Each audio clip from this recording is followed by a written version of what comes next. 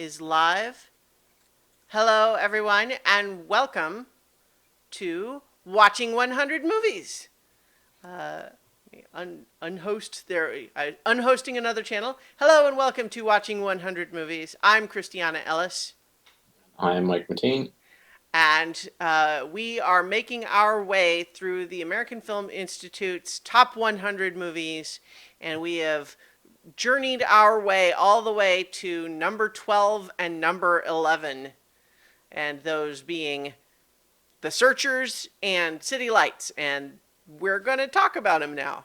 That's how this show works. Yep. Without further ado, then, let's talk about The Searchers. It is a 1956 Western directed by John Ford, starring John Wayne. It is the highest ranked Western on the list. That it is.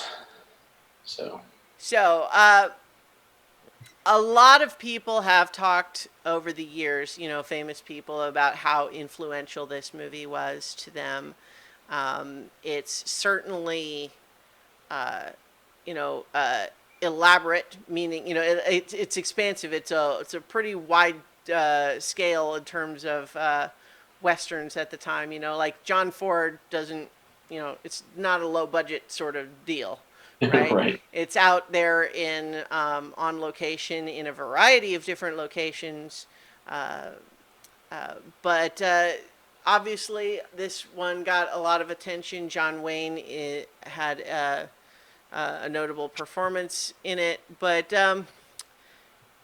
one of the things that we probably ought to just go ahead and mention is his character is racist as hell, but that's kind of the point of the movie.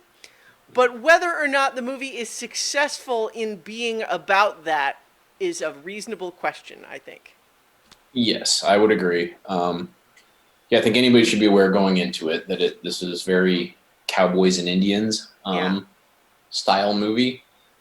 Very post Civil War. Mm-hmm. It takes place like immediately post the Civil War, and 1868, I believe, is the year that it starts. right. And in fact, that's one of John Wayne's character traits is that he fought for the Confederacy and refused to surrender. Right. He Um, left before they surrendered. yeah. Now, he demonstrates throughout the movie a lot of racist attitudes, prejudice against basically Native Americans. He probably has other prejudices too, but those are the ones that come up um, throughout the movie. And I do absolutely believe that the movie knows that's bad, right? Yes. John Wayne performing the character knows that's bad. John Ford, the director, who was telling the story, knows that's bad. But I think part of the problem was, especially in 1956, a lot of the audience didn't realize that it was bad and thought he was just a straight up hero. I, just before our recording, decided to watch the trailer for this movie, and it calls him an uncommon hero who never once thinks of himself as brave or a martyr. He's just doing what needs to be done to save the people he cares about. And I'm like, oh, that's kind of not really what happens in the movie. I mean, sort of, but Yeah, he is a uncommon hero, I yeah. guess, and Mm-hmm. that he is the ultimately the hero of the movie at the end. Well, But yeah, I think what's interesting about it, and so just if anyone hasn't seen it, here's the basic premise. We have, as we've just talked about, we have John Wayne playing Ethan, who has, returned from the Civil War and also possibly post-war crimes because there's some references to the idea of like there, the local sheriff is talking to Ethan's brother and saying, I'm not saying anything's going to happen right now, but he does meet certain descriptions, and he just gave you a bunch of gold coins that look stolen. right, So let's all be aware of what's going on here. even Right, if we're exactly. Like not he's a doing anything. Confederate soldier with a big satchel full of Union coins. Yeah. And so he is showing up there, and he is welcomed asterisk, where even though he is welcomed into the home, pretty much everyone there is having a little bit of like, oh great, Ethan's here, ha ha. But what happens is that there is a report that there has been an attack on some cattle. So a bunch of the menfolk ride out to investigate because they believe that the Native Americans have, killed the cattle. But once they get out there, they realize it was all a diversion. And what has actually happened is that the Comanche have attacked the house where Ethan's brother, sister-in-law, and their children all lived, and killed basically everybody except the two daughters who were kidnapped. For fate's worse than death. Which is not to say that it would be a pleasant thing. Like it's not like a happy, thing that for the girls. But I just mean there's a lot of tropiness in the idea of, oh gosh, what would those heathen savages do to those poor innocent girls? You know what I mean? Right. And so the title comes from Ethan and the kid who is not related by blood to the family but was raised there, is 1/8 Cherokee or Comanche. I'm sorry, Comanche. I think I said Cherokee because the Comanche Native Americans in the movie were played by Cherokee. I just read the trivia page. Ah, Anyway, gotcha. so but the two of them set out to rescue the kidnapped children. And that is the search of the title. But the thing is, it takes them a long time. It's not a quick thing. It literally, in the movie, takes them 5 years. Right. By the way, since I'm going to go ahead and put the, there we go, have the poster up. So they're searching, but it becomes clear that the two of them don't have the same objective. At a certain point, it becomes clear that there's only one daughter remaining to be found. And it becomes clear that what Ethan intends when he finds her is to kill her because she would have been soiled, essentially, by being made to be a bride to one of the Comanche. Right. And so his feeling about that is that she is therefore ruined and should be put out of her misery, whether she wants it or not. Right. And the other guy, Martin, who is going along, gradually comes to realize that's what Ethan intends, and his decision actually is, even though he actually has a life that he could go back to, he has a fiance, he decides that he is going to stay on this journey too because he intends to save her, and he knows that if he abandons this search, Ethan will find and kill her. And so he says, I have to go too so that we can actually save her when we find her. Right. At no point in the movie does anyone consider that the Native Americans themselves are worthy of any respect or consideration, including our good guy. But that said, it's mixed, right? In that sense that the movie is clearly about how Ethan is bad for feeling that way. But there's a lot of other unexamined prejudices or things that are played for laughs or whatever, like Martin accidentally purchasing a squaw bride. With his hats and stuff. Yeah. Which, again, is like, it's a trope, and this was made in 1956, so it wasn't necessarily like, I don't know if it was the same level of sort of a cliche stereotype or whatever, but like, Certainly watching with modern eyes, it's like, oh God, oh. But ultimately, what happens is, over the course of the 5 years, they eventually track down that Debbie, the daughter, the living daughter, has been taken by a chief named Scar, because it's scary, I guess. And And he has a scar. yeah, and they eventually find him, and through him they find her, and there's a big fight, and they do eventually rescue her, and there's a big moment where Ethan gets to her first, and Martin is racing to catch up, but instead of killing her, John Wayne just embraces her and says, "Let's go home," and then he brings her home. Yep. And so it's this big moment where we are made to feel this tension that he's going to kill her. And then he doesn't. Is he redeemed? I think it's less that he is redeemed and more that he pulls back from being as horrible as he could have been. Right. So that's different than redemption, but at the very least, he does not commit the horrible act that we had been worried for most of the movie that he would. Yes. Mm-hmm. So I think it's fair to, or rather, listeners will probably notice that I've been describing the plot with a semi sort of derisive tone, certainly pointing out some of the things that are, I hate to use the word problematic, but, play differently now than they probably did in 1956. But to some extent, again, it's obvious that that was intentional. Like, again, the movie knows Ethan is bad.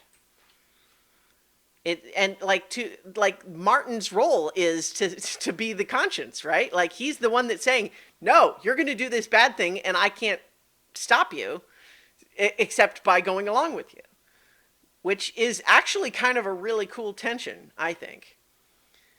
But it's also maybe worth noting that there's a whole subplot with Martin's girlfriend and everything, which feels like a different movie, but it's fine. But yeah, so there is a lot about this movie that is really, really good, but I feel like it's worth getting to right up front, the fact that there's some stuff in it that we might question. Like, it's setting out to make a movie about this sort of racism and prejudice. How successful is it really in being about that?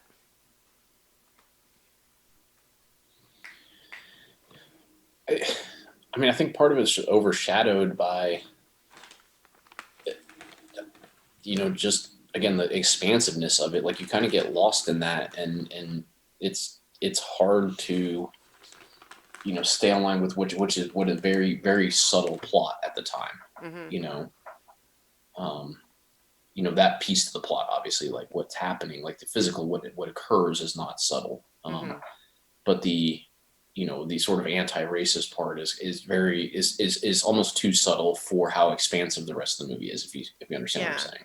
Yeah. Well, it's interesting, I think, just because it's worth noting, again, because you can tell this from the movie itself. Like, if you look for the clues of how the movie feels about this subject, they are there, right?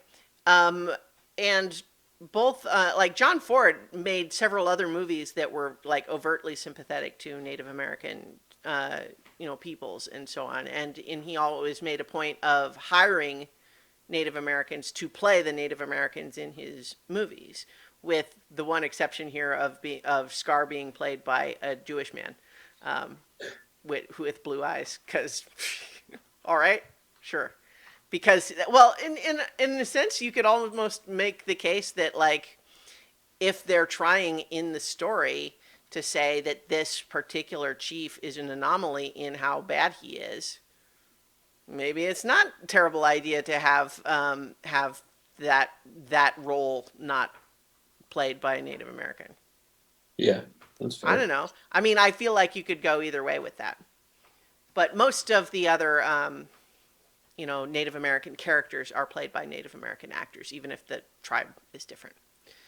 Uh, but it's also in the trivia page, there are plenty of examples of John Wayne also not actually being a racist. Now, he had some conservative political opinions as a person, as a private individual, but racial prejudice did not seem to be in his particular mixture, so to speak. There are several examples of that, and so I think it's worth noting that like John Ford and John Wayne both took very seriously the idea of depicting this terribly flawed individual who ends up kind of being a hero because he can't quite bring himself to be the villain he was trying to be. Because he does save her. Like, there's a little bit of, like, does she really want to leave? But it seems ultimately that she does. There's a question of, I don't want you to try to rescue me and get killed and then have me still be here. But she does essentially want to leave when she is given the opportunity to do so. So she is rescued through the drive and determination of Ethan, even though his original motivation for doing that was that he was going to kill her. I think that it is interesting. It is an interesting theme, and I think that the movie is got a lot of really exciting things about it. But I also think it's true that probably at the time, a whole lot of people just had that stuff go right over their heads. And again, it's like I was saying, the trailer makes no acknowledgement of it. It does not describe him as like, oh, this complicated man. What's he going to do? That's the tension. No, it basically just says he's a hero, the selfless guy who's going to do whatever it takes. And so I can't help but wonder if that's how a lot of the audience at the time just saw the movie. Yeah, and which is funny because like I mean he ultimately ends up I guess being selfless, but like and his actions end up doing that, but it's not why he originally like chooses to go. I mean it's not Mm-hmm. overt, but it really feels like the main reason he's doing it is just because he doesn't have anything else to do Mm-hmm. now that he's back from, because like you said, he's Yeah. kind of getting, it's not a cold shoulder from the family, but he's not super welcomed there. Right. Well, and Um, then and yeah, then they're all killed. So he literally has nothing to go back to. The right, house where he was staying gets burned down, and all of his living relatives are murdered, except right, for Debbie. right, exactly. So he's got nothing else to do. And he continues to try to go out on his own, without other people. Mm-hmm. Like it really doesn't feel like he's going to truly save, you know, not that he isn't at the beginning, I guess, he does, but once he finds the sister Mm-hmm. killed, you Right. know, um, he at that point, then his drive is really just, this is just what I'm gonna do now, as Right. opposed to like I'm trying because he doesn't believe that Natalie's even alive at that point. Debbie, Um, played by Natalie Wood, but sorry, yeah. yeah, sorry, Debbie, Mm-hmm. played by Natalie Wood. Um, yeah, he doesn't believe that she's even alive at that point, and then Right. he like we talked about, he's concocted in his head that even if she is, she's been brainwashed and doesn't even know who she is. So Right. she needs to be put out of her misery. So Right. he's not going to save her after at least the first maybe 15 minutes of the search, Right. movie time. Yeah. He's literally just going to, and it's not even like he's going to do it because he feels like he has to like rescue her from her own misery. It really just feels like he just has nothing else to do. Like that's kind Right. of the vibe It you get. it's revenge against whatever. I think there's it's complicated stew in there, right? Because Right. one of the things that I think is evident in modern eyes, maybe not even everybody's, but certainly was not as much acknowledged at the time, is that, there would be a lot of people who look at this attack on the farmhouse and say, how horrible, these savages attacking this poor innocent family that didn't do anything to them. And on the one hand, you can say, okay, well, like maybe this family didn't. But it's also true that this was the Native Americans' land first, and these farm families basically just came in and said, nope, this is our land now. We said so, and we put up a fence, and so now it belongs to us. So it's one thing to say, the poor farm family didn't do anything, but it's also like they are the invaders, actually.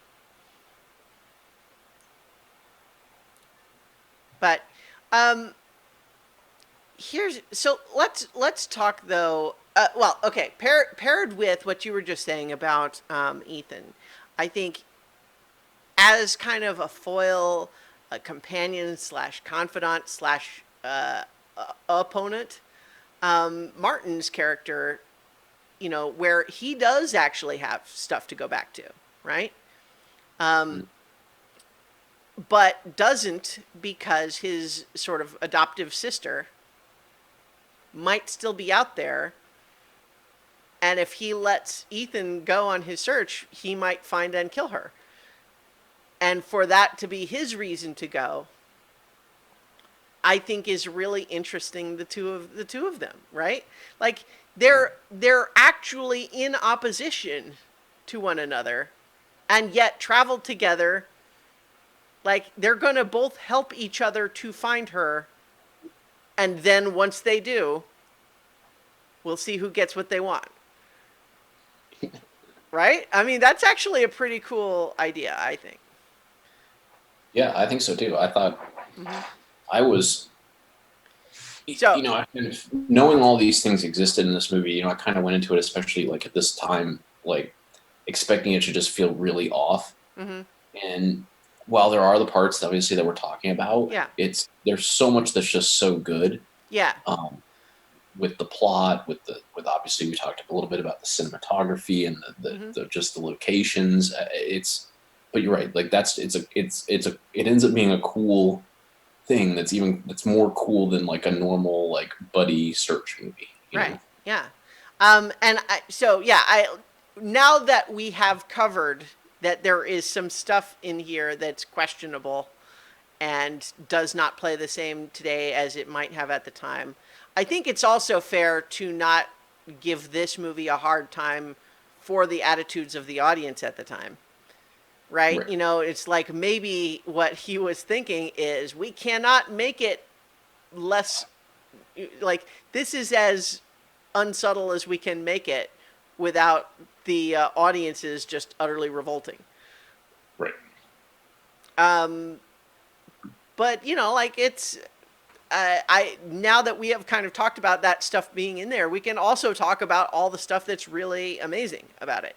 One of the things that I remember really focusing on in this movie, I took a film studies class in college and we watched this movie, and one of the things we really focused on was the opening and closing shots, where we have the shot taken from inside the farmhouse, where by contrast to the bright sunlit outside, the inside of the house is completely dark. So basically we just see a dark frame with the bright doorway, and then John Wayne not really silhouetted but like framed by this doorway, and notably not going inside at the end, right?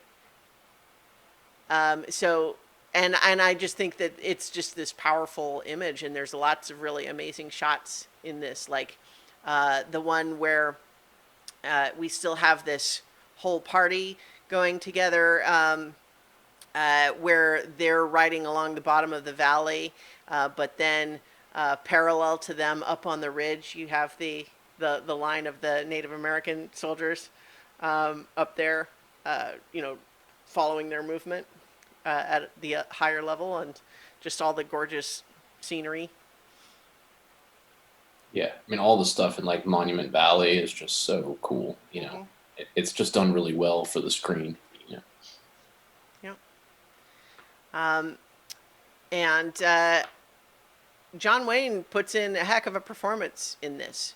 I think John Wayne is, you know, sometimes when we talk about the difference between a great actor and a movie star, usually that's what we mean by that is that when someone is a movie star, they're mostly kind of playing a version of themselves all the time, but we don't care because we like that, right? Or at least audiences like that. And I feel like John Wayne is definitely that category, right? Like he is when you have John Wayne in a movie, you put John Wayne in the movie so that he'll be John Wayne. But this is somewhat of a departure from his more standard roles with all this complexity that we've talked about. And he takes it seriously, and there's some powerful stuff in there.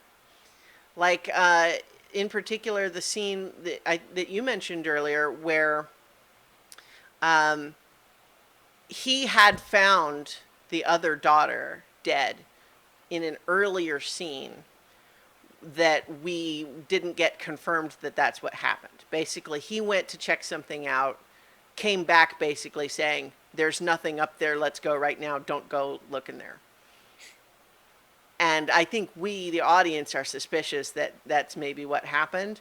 But then later, when they happen across a camp, one of the other guys that's still with them at this point, because he was going to be the fiance of Lucy, this daughter, which it's also a little bit creepy because this guy looks like he's 35 and the girl was like 14 or something like that.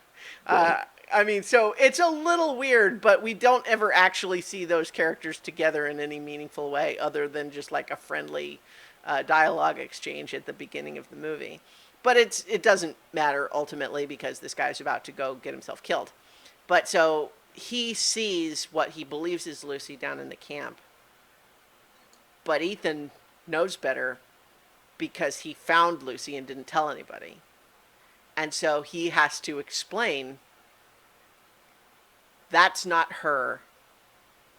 And I have to tell you in as few words as possible right now why I know that. And that this is a trap. But this is so painful for me that I'm angry with you for forcing me to have to say even this much. And don't ever make me ask you, say it again. And like that scene, that's powerful from John Wayne. Yeah, it's good. Yeah. There was a trivia bit on the IMDb page about that, which is that they were filming that whole monologue, and they discovered midway through that the camera had stopped, and so they had to start it all up again. And everyone was really annoyed, but they got the camera to work again, and it turned out that Ward Bond, the guy with the mustache, he had needed to plug in his electric razor, and so when he was looking for a plug, he unplugs the camera. And at least according to this trivia bit, he kept that entirely a secret to himself until years later when he related it to John Ford at a party finally, and apparently John Ford was still mad.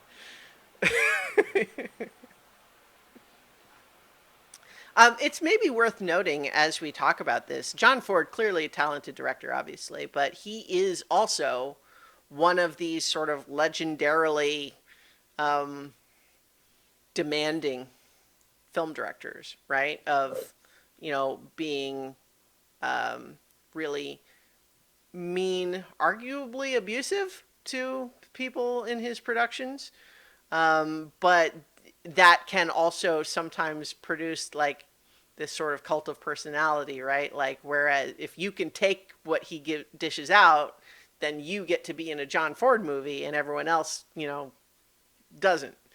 That sort of thing, right? But there's apparently a lot of, there's various anecdotes of people having to figure out how to not tell John Ford that something has gone wrong because they're worried that he will literally hurt someone or break something. So it's like, oh, okay, well, but that's the thing is that's one of these Hollywood archetypes that's just built up the mythology of it over the years, right? The idea of a director that acts like that. So, I mean, I feel like we're just kind of tossing off, just little bits and pieces here. Do you have uh, more that you want to cover? I mean, we haven't really talked about like the other characters, or there is this whole sort of side plot with Martin's girlfriend, slash that other guy's fiance, and then Yeah, I mean that thing was fine. I think it was important that it was in there to just show that Martin did have mm-hmm. something legit to go back to. Yeah, That and that she was missing him and waiting for him, and it also helped illustrate like how long they were really gone, mm-hmm. and that like she just was like, you wait, you're going out again and again, like this Yeah, time you can't go, right? This time you're not going, like yeah. I felt like it did help the story in that sense, but as far as like the quality of that plot, I mean it's whatever, it's Yeah. fine. Well, Roger Ebert, in his Great Movies review about this movie, says that the fight scene in that section feels like it belongs in Seven Brides for Seven Brothers rather than this movie. And that's Um, fair. I mean, I yeah. think it's just meant to be like kind of comedic. Right. Yeah. There's a lot of comic relief drawn, pulled from that sort of plot line. That and the whole Mose, the side character who shows up conveniently when he has information that the rest of the characters need to advance the plot, and then says funny stuff and asks to be given a rocking chair. Yep. And again, I say it in kind of a dismissive way, but he's actually very entertaining. I liked that character quite a bit. Yeah, he's also he's one of the clues in that this movie is you know sort of the anti-racist Native American thing, because he's one of the ones earlier in the movie when they come across them that's like taunting them with like the normal like, oh, like that Mm-hmm. kind of stuff, and he gets a glare from the rest of the party, Yeah. and like, no, we're not taunting them, Mm-hmm. which in the scene it's meant to be like, oh no, we're fighting them, not taunting them, but like to the audience it's supposed to be that clue of like, no, this isn't a movie where we're like making fun of these people. Right. you know Well, yeah. It's interesting because like unless you are just sort of really oblivious to these sorts of issues, it's pretty clear in the movie, A, that John Wayne's character is really the only character who, acts like that with, obvious, prejudice. And most of the other characters disagree but just don't say anything to him. Right? Like, but, at the same time, we could also say, well, wouldn't it be nice if someone actually challenged him on that? Um, wouldn't it be nice if we didn't have several Native American characters in the movie that are seemingly doing the things that justify his prejudice? Um, but I don't know. I don't want to. We don't have to get into that too much again. But there is some funny stuff with all of that. Like Vera Miles plays the girl, and there's the one bit where um, like they finally come back after so long, and they literally show up on the day that she's marrying someone else, and he's like, what, you didn't wait for me? And she's saying, you wrote me one letter in 5 years, and in that letter you told me how you accidentally purchased a squaw bride. And now you're mad that I didn't wait for you? But then again, what happens is, because obviously this other guy is feeling like, oh, this is the guy my girlfriend really loved before she settled for me. That doesn't sit well on my wedding day. And so he picks a fight with Martin, and then they have this sort of ridiculous sloppy tumble fight, which is the not graceful at all. They're literally like rolling around in the dirt, and like then the bigger men basically just come on in and just pull them off of each other, and kind of try to say, okay, wait, is this a fair fight? What's happening here? All right, we'll let them do it, as long as they're fighting fair. But yeah, so there's some fun stuff in there, but it really I it's like you said, I feel like that stuff really only exists because it's important to Martin's character that he is someone who does have some life that he could go back to if he abandoned this search. He has someone he cares about who's saying, I understand why you feel like you have to do this, but you could also stay here with me instead. And it's not framed as like she is bad for trying to tempt him away from his real duty, right? It's not framed like that. It's framed as a legitimate, conflict where he does feel like he has this duty to try to save Debbie if he can. But I don't think we're given the impression that it would have been morally wrong for him to give up. Right. Especially, yeah, go ahead. Well, just yeah, how long it's taken, how how there was no guarantee that she would be willing to come back, ready to come back, Or even alive still. alive. Yeah, But yeah, I mean, but so in between, all of this stuff, we have various different action set pieces. Like, we have the trading post guy who bought some fabric that turns out to have been part of the dress that Debbie was wearing when she was kidnapped. So, that's a clue that sends them in there. But then we have this another kind of slightly weird subplot where those guys then ambush them because they see that John Wayne's got a bag full of gold coins. And then they have to kill all those guys, and then they're wanted for murdering all the trading post guys. So like that's lots of this stuff happening, and then we've mentioned it a couple of times, but despite some of the complicated, unpleasant trope stuff of the squaw bride, I'm using finger quotes. Anyone just listening to the audio, just because that's the term they were using in the movie. yeah. We don't have another name for her, so Well, they name her Look, right? Because right. basically, Martin, in trying to explain to her that he didn't mean to have her as his bride, keeps saying, "Look, I'm just telling you." And then eventually, John Wayne, who can actually speak her language, tells him that she has taken that to mean that he wants to call her Look, and she is willing to accept that as her new name. And so then they just call her Look after that. But like there's some stuff in there that definitely it's obvious that it seems like it's being played for laughs, but isn't really that funny. Like the bit where she tries to climb into his bedroll and he He shoves kicks her her out, down the and hill. she Yeah, like falls down a hill. Um, yeah. And that looks like that totally felt like it was supposed to be slapstick. Like we're oh supposed to yeah, be like, and it was like, whoa. yeah. Um, and again, this is all on now. It's played for laughs.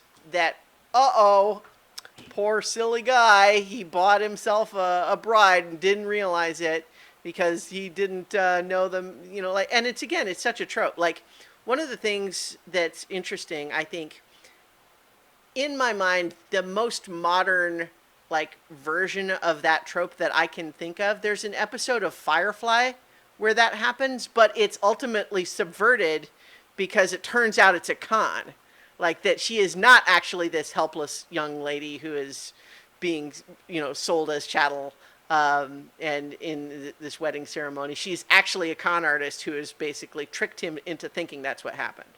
Right. So the whole thing is subverted in that case because the character does actually have power and agency and intention and her own stuff going on. Whereas Look in this movie doesn't. She really has nothing. It's portrayed as a little bit like, see, this is one of the examples of, even though this movie is supposed to be about how racism is bad, it's got some racist stuff in there. Um, and then ultimately that plot line is kind of sad because eventually she realizes who they are looking for and leaves, but leaves a note basically saying, you know, uh, I'm going to go to this other place, sort of like with the implication of, if you want me, you can come here and I will come back with you. But I'm getting the feeling you don't want me here, and so I'm going to go off in this place. But then later they come across a Native American camp that has been massacred by it's army troops, right? Yeah. And she is there and has been killed. And again, it's just for Martin, he's just feeling like you know, what a tragedy that this happened all from a misunderstanding. But, you know, again, what we can say is, but if we back up here, you know, he's the one that's blundering into situations that he doesn't understand, right? Right. He's the one inserting himself into situations where these things happen. Exactly. Yeah. So, But, you know, gorgeous cinematography, good performances, kind of like compelling overall themes that, like, even though it has some spots, I don't even want to say they don't age well, because that kind of suggests that they were okay then, which is right. not exactly true.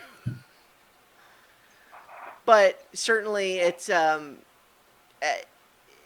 but yeah, so like this is a tricky movie to talk about being this high on the list, I feel like. Because it's clearly very good in many respects, but also has some issues that are complicated. Yeah, and I was, like I said, I think I went into this expecting that they were going to overwhelm the movie Mm-hmm. and just make me just drop it off and say, you know what, like we can't really keep something with this on there. But it does such a good job of what it's trying to do, which isn't be, anti-Native American. Like it's not trying to paint them as stereotypes. It's just making mistakes that we can now see in hindsight. Yeah.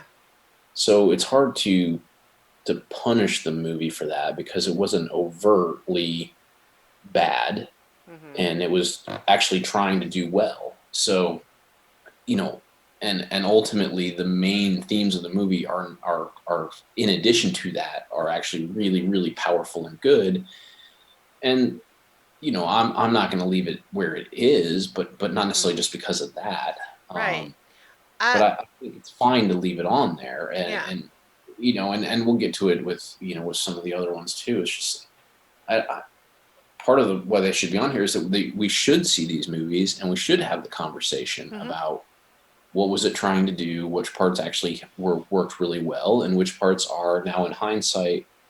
uh, we can see why people back in 1956 like either didn't get it or why there were even Right. pieces in a movie that was trying to do something so well still made mistakes, Mm-hmm. and have those conversations. I think it's better that the movie exists on the list and we talk about that as Mm-hmm. opposed to knocking the movie off the list because of some just a couple of scenes when the overall theme isn't really that, Right.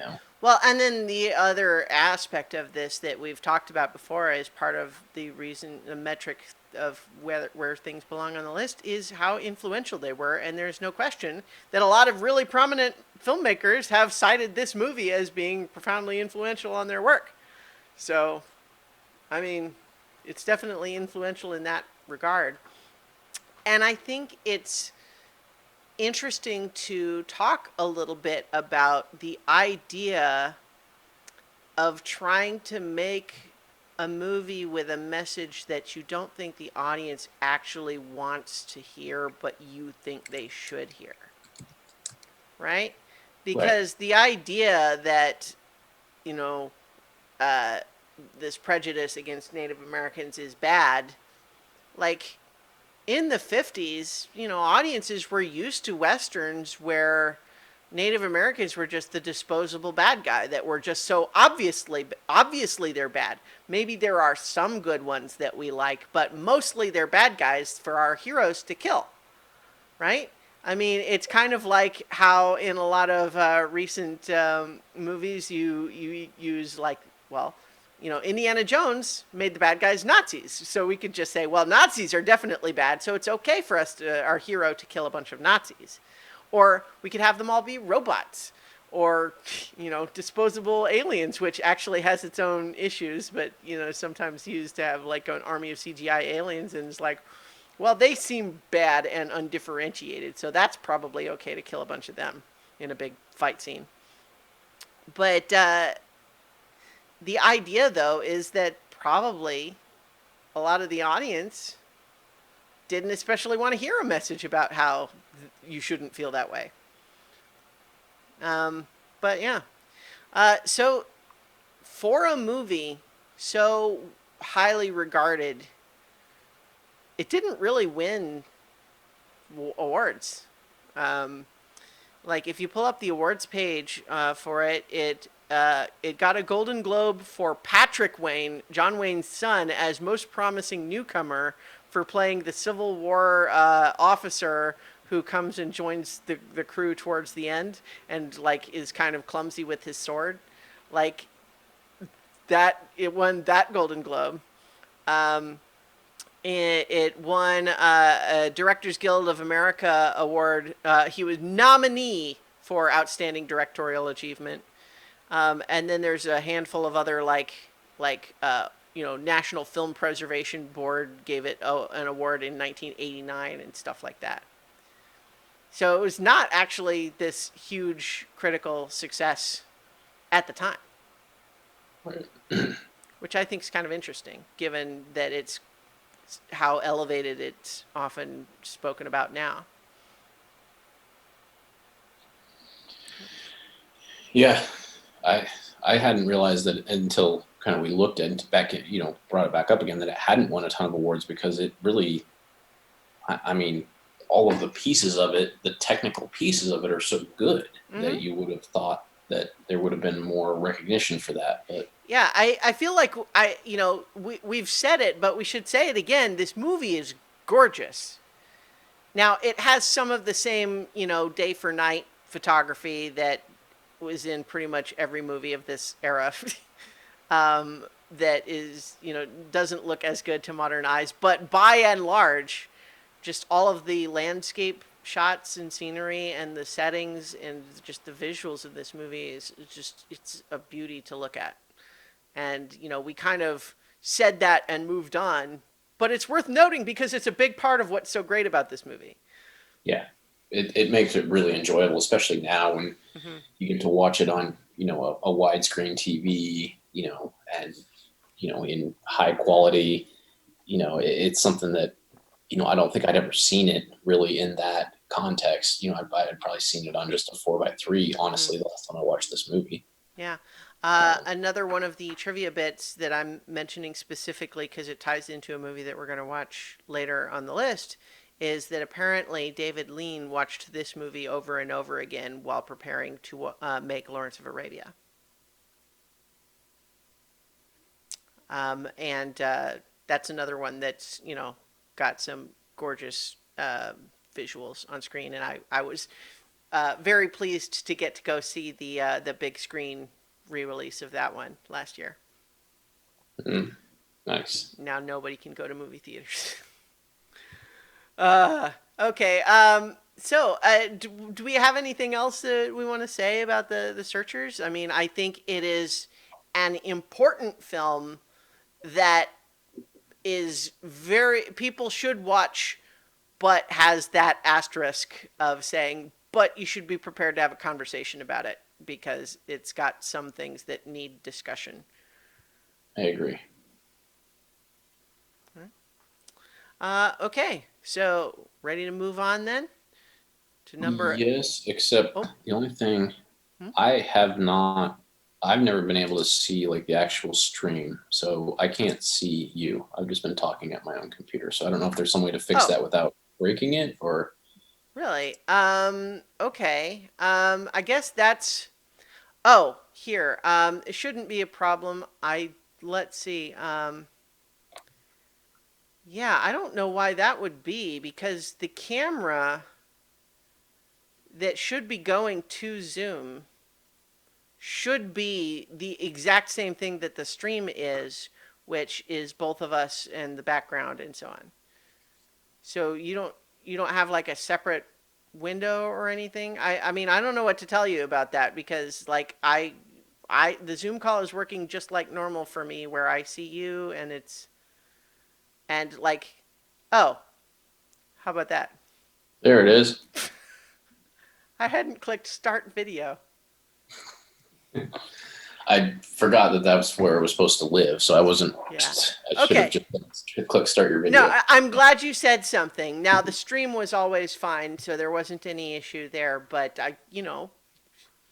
the intent was that you be able to see me and all of that. So okay, so Yeah. solved. So let's go ahead then and move on to number 11, City Lights.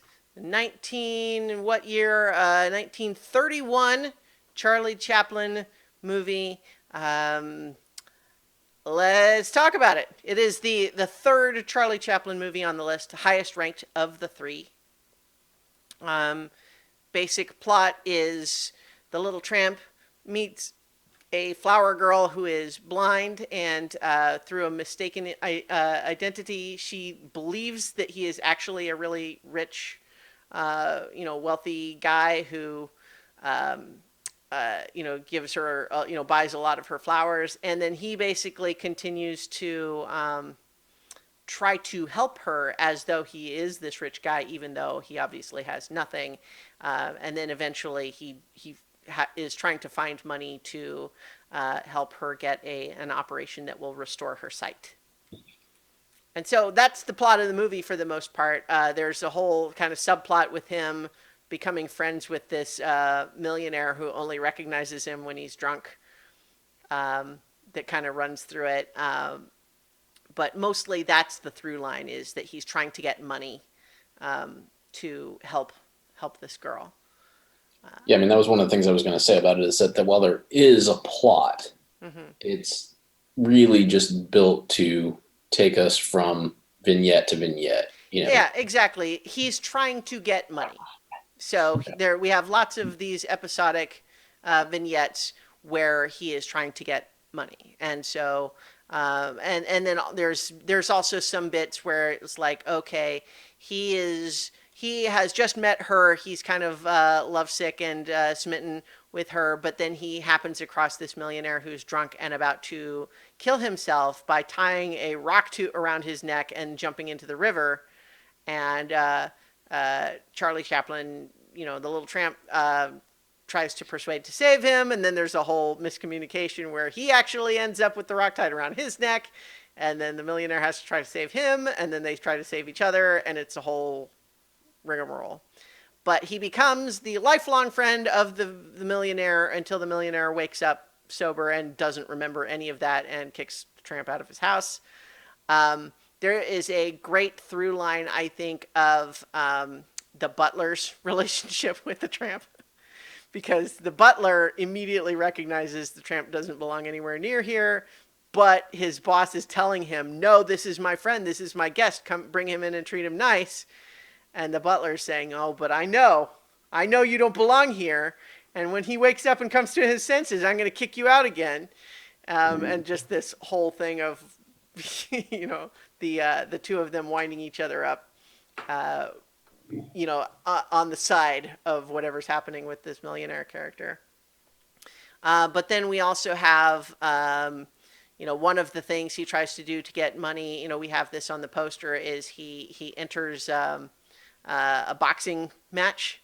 And the way that all develops is really amazing. I think just the sequence that produces the match, where it starts out as this kind of wimpy looking guy is supposed to fight someone, and he hires the tramp saying, listen, I don't want to fight someone who's going to really hurt me. So if you are willing to get in the match with me and let me win, I promise to go easy on you, and then we'll split the money. And the tramp says, well, I need the money. And that doesn't sound so bad. This guy doesn't look so tough, and he's promising not to hurt me, right? But Then it turns out, after he has already been entered as the fighter, that original guy is wanted by the mob or the police or something and literally runs away. And so the promoter's saying, huh, gosh, well, we still have to have you fight someone. Here, you random guy who happens to be standing there smoking a cigarette. How do you feel about fighting for this prize? And so, okay. And so all of a sudden Charlie Chaplin is like, oh, wait, now I'm fighting this other guy who's not in on the deal of let's not hurt each other. Tries to persuade him, and the other guy's like, nah, winner take all. Winner take all. Yeah. And it's great because there's this whole bit where we see one of the other boxers there in the changing room who looks really tough and is going through all of this, ritual of like the lucky rabbit's foot and the lucky horseshoe and everything. And he looks really strong. And he goes off and he's doing his match, and Little Tramp is doing all of the same rituals because he's saying, oh, if that guy does it, I should do it. But then it turns out, as the match is over, they bring that guy in, and he's been knocked out by his opponent. And so now it's like, oh no, I just did all the luck rituals of the guy who just lost the fight. So he's trying to undo the rituals. And then the guy who won that fight accidentally steps on the hat or something of the guy that's supposed to fight the tramp. And the guy who's supposed to fight the tramp just knocks him out, just lays him out with one punch. Yeah. And so now he's supposed to fight the guy who knocked out the guy who beat the guy who looked really tough. And it just keeps getting worse. And it's the sequence of that is really amazing. I feel like that whole sequence is my favorite part of the movie. What do you think? Oh yeah, for sure. And that's why it's on the poster. I mean, Yeah. the whole thing is pretty fun. I mean, it's I don't know, the whole movie's pretty clever. It's just, but I just don't know what to. I'm just going to come right here now. I'm not going to show what I'm going to do with it though, because it's. I mean, ultimately, it's fine, but it's not. Well, just you don't left with a whole lot more than just an hour and a half of entertainment. Yeah. Here's where I kind of am on this one is I like Modern Times better. It's not a failing of this one, but only in comparison, I feel like there are a few bits where I can say, oh, where he accidentally swallows the whistle feels a little bit too much like a cartoon. It feels just a little bit too silly. The trope of the billionaire who recognizes his best friend when he's drunk and then immediately forgets when he's sober, even at one point it happening over the course of like half an hour or something like that, just feels a little bit like it's an obvious comedic premise rather than something that feels organic to the world that's being told. Which is, again, not necessarily a bad thing, but I just feel like in Modern Times, I don't remember any bits where it felt like that. Like, that one had its own sort of heightened reality to it, but there wasn't any parts that didn't feel like it belonged there in that one. So, like, I feel like of the three Chaplin movies that we have watched for this list, I love all three of them. I think they're all great. They're all worth watching. They're all funny. Modern Times is my favorite of the three. And so for City Lights to be the one that is so high on the list compared to the other one feels like, I don't know if it belongs as high. But that said, I felt that way sitting down to start watching this one, and I still laughed out loud several times watching. And again, it's very charming. Let's talk a little bit about the very end. Because the very end has, he has gotten a whole bunch of money for, the girl. He's given it to her. And then we know that he's going to prison, right? That's what was happening because he essentially, it was a mistake, but he is now essentially being blamed for having robbed the millionaire, right?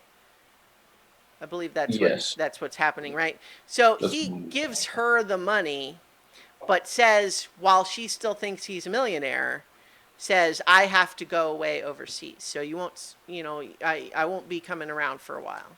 but we know he's actually going to jail. Um, but then later, we see him. He's worse off than ever. His clothes are in even more tatters. Those two damn newsboys are still giving him a hard time. But then he sees her again, and she can see now. And instead of just being a flower seller, just like with her own little basket on the corner, she works in like a florist shop, and she's doing great. And he really helped her. But he realizes now, like, but if I if I say hi, then she'll know that I really wasn't a millionaire at all. And so we see him like pretty much deciding to not say anything and to not tell her, right? But by the time he realizes it's her, she has already seen him and an interaction is happening and he can't really back out of it. And then she figures it out. Right. And there's that moment where she is realizing this guy that I thought was this wealthy gentleman who helped me so much is actually this man who's standing here in rags before me. How do you interpret her reaction? Because I feel like there's a little bit of a Mona Lisa smile aspect to it. Yeah, I guess I hadn't thought about that. I just always just when I watched it, I guess I didn't really pay much attention because I wasn't expecting anything super deep out of it. So I just assumed that she was happy that he was the one that helped her and was kind of okay with that. I don't really know. Yeah. I hadn't thought about it. Well, that's all right. I was definitely thinking about it watching this time just because I feel like there's some complexity and some nuance there. And because there is, I think, a hint of sadness in her smile, but you could reasonably say, is it disappointment? Or is it recognizing, oh no, this person who helped me so much is in such a bad situation himself, and this idea that like I was helped by someone who had nothing. It wasn't even someone who could afford to give me this money. It was someone who had to, who didn't have anything of his own, and to feel sadness for him on that. But then also just being happy to be reunited with this guy who helped her. And in the meantime, we've also got him having this really nuanced reaction too, of just this idea of like, he's so happy to see how well she's doing. And he never intended to ask her for anything to follow up, right? Like, it's not like he was showing up with the intention of saying, hey, guess what? It's actually me. Now that you can see again, can you loan me $5? Right? Like, there was never any intention to do anything like that. In fact, he's like embarrassed. He's worried that she's not going to like him now that she knows, right? He wasn't even going to tell her. He wasn't even going to but she figures it out. And I feel like there's some really nice nuance there in the end. And I feel like the reason that this movie is as high on the list as it is, a lot of people, when they talk about it, talk about how moving they found that ending. Really? Okay, I hadn't seen that. And I mean, which is not to say that the rest is, bad at all, but it just seems like that's a common point of just people really moved by that. And I don't want to say that I'm not, but at the same time, I just feel like I like Modern Times more. I like the girl better in Modern Times. Do you remember, she's only known as the Gamin, and there's that scene early on where she has stolen some bananas from a stand and then run across some boats to get away from the cops, and then she stands there just defiantly eating a banana at them. Yes. Yeah, I mean, I just feel like since Chaplin is so obviously the star, it's a question of other than being the pretty blind girl, what does she do in this movie? Yeah, that's fair. Yeah, she doesn't really do. I mean, and again, it's like it's not even necessarily that she needs to do anything because what she is the person who needs help that Charlie Chaplin, the tramp wants to help, and that's okay. That's fine. But I feel like it's more interesting in modern times where she's a little bit of a character of her own and she's a little bit of a, two peas in a pod with the tramp, that she's kind of got her own stuff going on that, but they are, together are, like they set up house in that little shack on the edge of town. And they have the so I like it just made me think of all the things in modern times that I like, which is not to say that this one's bad at all. It's great. It's great. I feel like everyone should watch it. I just it's I it's just hard for me to not think when I watched it how it's in the wrong spot compared to modern times. Modern times should be. And that's my take. But I also kind of see what you're saying in the sense of the movie is kind of like pure entertainment. Like it's very entertaining, it's funny, but is it more than that? Yeah, I didn't take it as much more than that. I felt like the plot was contrived to just move us from scene to scene, Yeah. which was fine. It was actually really a clever, you know, contrivance, I guess. Like it doesn't.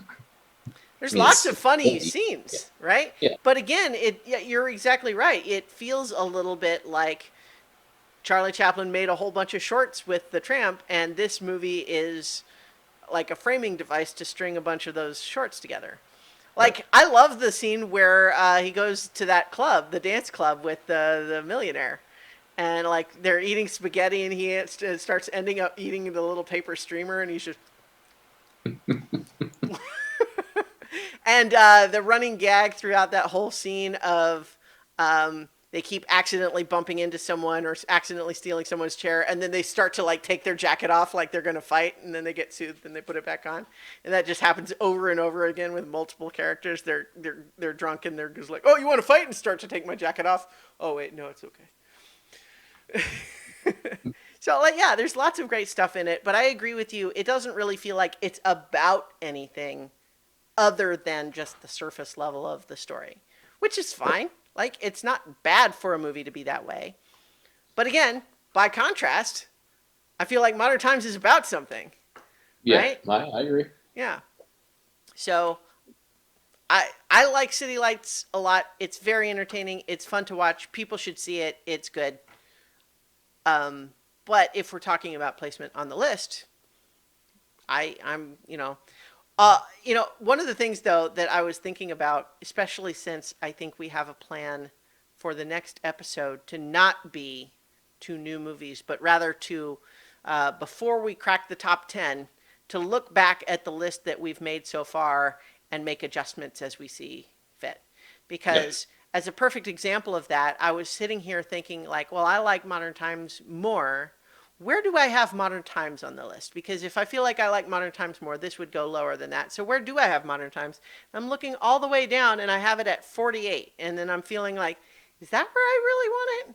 I feel like maybe I want that higher. I'm looking at some of the other movies that I have higher than it on here, and I'm feeling like sitting here right now, I feel like I want it higher on my list.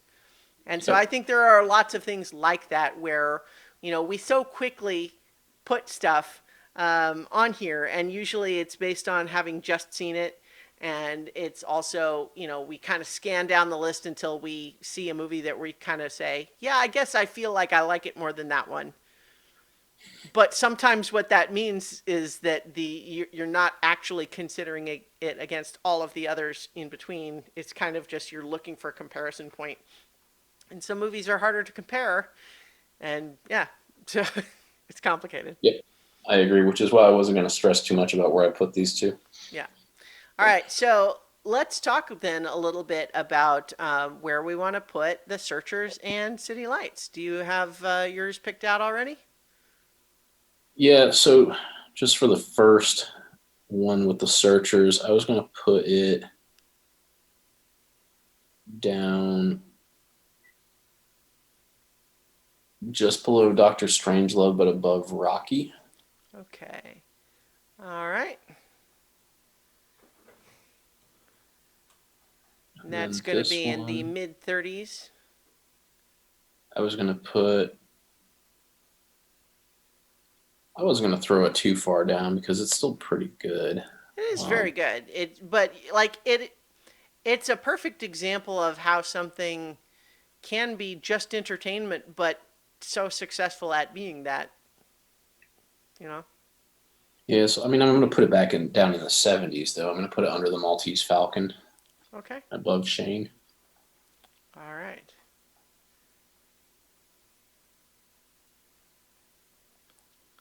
Okay. So for your list, then we have City Lights ending up at 72 and The Searchers ending up at 31. I think for me, Searchers, I'm just like, see, this is a perfect example of what I was just saying. My instinct is to want to compare it to the other westerns on the list, as opposed to comparing it to the other kinds of movies, right? So I was just kind of scanning down and saying, what is, other than this one, what is the next highest western that I have on the list? And that would probably be Butch Cassidy and the Sundance Kid. But higher than that, I have John Ford's other movie on the list, which was Grapes of Wrath. But I feel like for me, I liked Grapes of Wrath more than Searchers. Um, and I personally have more affection for Butch Cassidy and the Sundance Kid than the Searchers. So I feel like if I'm comparing it to those two, I rate those higher. So let's see. I'm going to move it a little further down. You know what I'm going to do? I'm going to put it after Sunset Boulevard, but before E.T. the Extraterrestrial. And again, I'm actually a little bit just stunned at myself, even though it was not that long ago that we talked about it. How did I leave E.T. that high on the list? I feel like when we talked about it, um, if I recall correctly, my argument was there are parts that I still don't like, but a lot of it works really well, and it's obviously very influential. I think that was the rationale. Sounds about right. Yeah. So I'm going to put, with the knowledge that, you know what, I was about to say, with the knowledge that I'm going to move Modern Times, I'm going to put it in a place, but I don't think that's actually appropriate. You know, the whole rationale all along was we've put them where we've put them, and then later we'll resort. So on the basis that I like Modern Times more, I definitely don't want to put City Lights above that. But that's going to make it go down to, I'm going to I'm going to put it with movies that don't compare at all. I'm going to put it in between Blade Runner and Mr. Smith Goes to Washington. There you go. All right. So that puts The Searchers at 34 and City Lights at 55. But as we were just talking about, the next episode of Watching 100 Movies will be us going back through the list so far to talk about, how do we feel about the sequence that we've got? Do we see any movies on there that we just can't believe we put so high or so low? And we'll reshuffle them as we see fit. And then after that, the following episode, we will finally crack the top 10 with Wizard of Oz and Vertigo. Yay. Yeah. So, we'll go ahead and leave it there for now. So, thank you everybody for watching and or listening, and go out there and watch good movies. I agree.